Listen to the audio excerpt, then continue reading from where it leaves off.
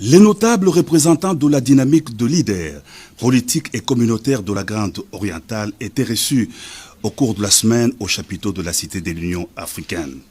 Ils n'étaient pas venus main vide. Outre les soutiens indéfectibles exprimés au président de la République Félix-Antoine Tshisekedi Tshilombo à la prochaine présidentielle, ils ont aussi remis au chef de l'État la caution de 100 000 $, fruit de leur collecte de fonds à payer à la prochaine élection. Une occasion pour cette structure représentant les forces vives de présenter au président de la République garant de la nation ses doléances en rapport avec le développement de ces différentes entités, des doléances sur le plan sécuritaire, socio-économique, politique et d'infrastructures de base.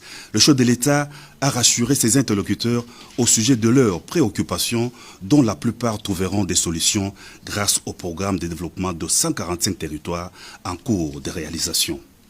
Le renforcement du partenariat entre l'Université des Louvain-la-Neuve de Belgique, l'Université nationale de Kinshasa et l'Université catholique du Congo était au menu des échanges que le président de la République Félix-Antoine Tshisekedi Tshilombo a eu avec les recteurs de ces trois alma mater, conduits auprès du chef de l'État par l'ambassadeur de Belgique en RDC, Joe Ndekeou.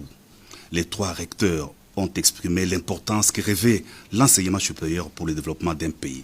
Le président de la République les a rassurés en ce qui concerne son soutien à ces rapprochements.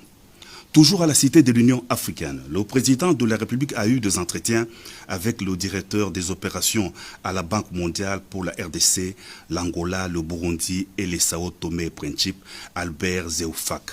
Au cœur de cette audience, l'état d'avancement des projets financés par la Banque mondiale à RDC et leur mise en œuvre dans le cadre du partenariat stratégique par cette institution de Bretton Woods. Cette entrevue a aussi permis de passer en revue les différentes pistes de réflexion de la Banque mondiale pour accompagner la RDC dans sa transformation économique et l'implantation des infrastructures fondamentales pour la création d'emplois et l'amélioration des conditions de vie des populations.